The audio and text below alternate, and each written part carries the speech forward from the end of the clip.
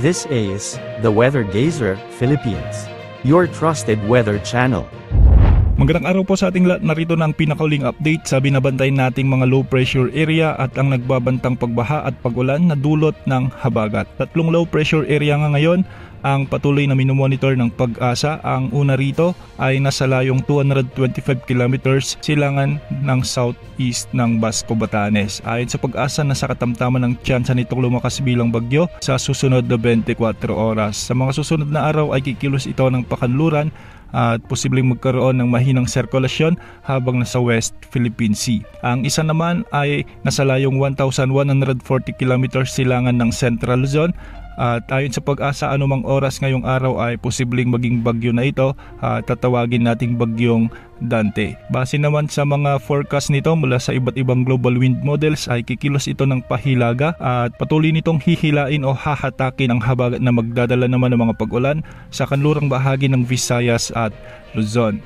Ang isa namang low pressure area ay huling namataan sa layong 2,850 kilometers silangan ng Eastern Visayas. Malayo pa ito sa ating area of responsibility at nasa katamtaman na rin ang tsansa nitong lumakas bilang bagyo sa susunod na 24 oras. Ang mga low pressure area na ito ay inaasang magdadala ng epekto sa paglakas ng hanging habagat na magdadala ng mga pag-ulan na posibleng magdulot ng mga pagbaha at pagguho ng lupa sa maraming lugar sa kanlurang bahagi ng ating bansa. At ngayong araw nga, dahil sa pagbugso ng habagat, asahan ang maulang panahon sa Metro Manila, Calabarzon, Zambales, Bataan, Pampanga, Bulacan at Occidental Mindoro. Ang mga lugar na ito ay pinapayuhang maging alerto sa banta ng mga pagbaha at pagguho ng lupa kung may mga katamtaman at malalakas na pagulan at minsan ay matitinding pagbuhos ng ulan. Ilan sa mga lugar dito ang nakakaranas na ng mga pagbaha, kaya mag-ingat po sa ating mga kababayan sa mga nabanggit na lugar. Para naman sa Benguet, Tarlac, Marinduque at Oriental Mindoro ay makakaranas ng mga pabugso-bugsong pag-ulan dulot ng umiiral na southwest monsoon, kaya posible pa rin ang banta ng mga pagbaha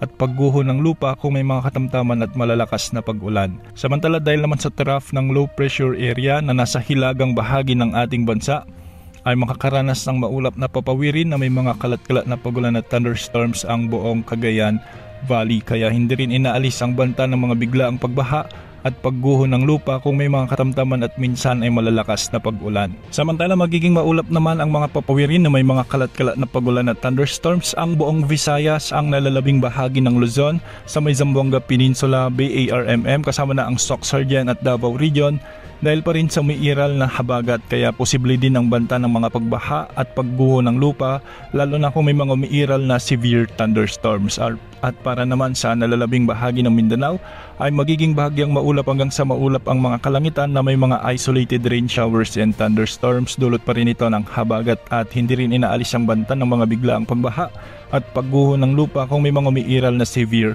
thunderstorms. Ngayong araw nga may nakataas na orange warning para sa mga pag-ulang inaasahan ngayong araw sa Zambales, Bataan, Pampanga, Bulacan, Metro Manila, kasama na ang Cavite, Batangas at Occidental Mindoro. Ang mga lugar na ito ay posibleng makaranas ng mulat 100 hanggang 200 mm na pag-ulan o katumbas ng mga malalakas hanggang sa matitinding pagbuhos ng ulan na posibleng magdulot ng mga pagbaha at pagguho ng lupa. Samantala, posibleng namang makaranas sa mga katamtaman hanggang sa malalakas na pag-ulan o katumbas ng 50 to 100 mm na pag-ulan ang Pangasinan, Tarlac, Rizal, kasama na ang Quezon Province at Laguna. Pinag-iingat din natin ang mga lugar na ito sa banta ng mga pagbaha at pagguho ng lupa. At bukas, araw ng Miyerkules, mas maraming lugar pa ang posibleng makaranas ng mga malalakas na pag-ulan at posibleng makaranas na rin ng mga mula 50 hanggang 100 mm na pag-ulan ang nalalabing bahagi ng Ilocos Region, kasama na ang Ilocos Norte, Ilocos Sur, La Union, Pangasinan,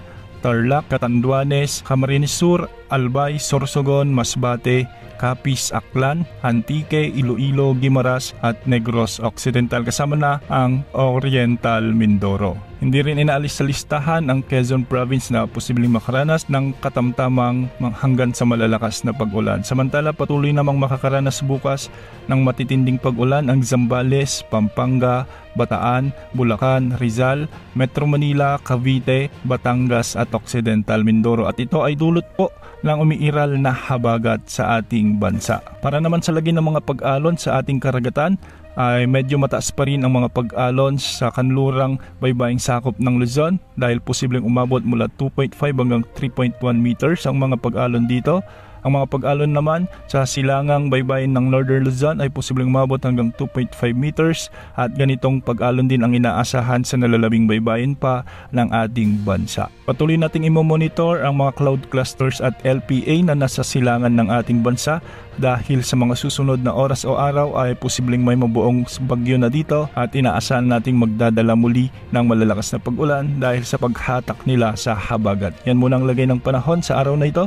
Ito po ang Weather Geyser Philippines, ang inyong pinagkakatiwalaang weather channel.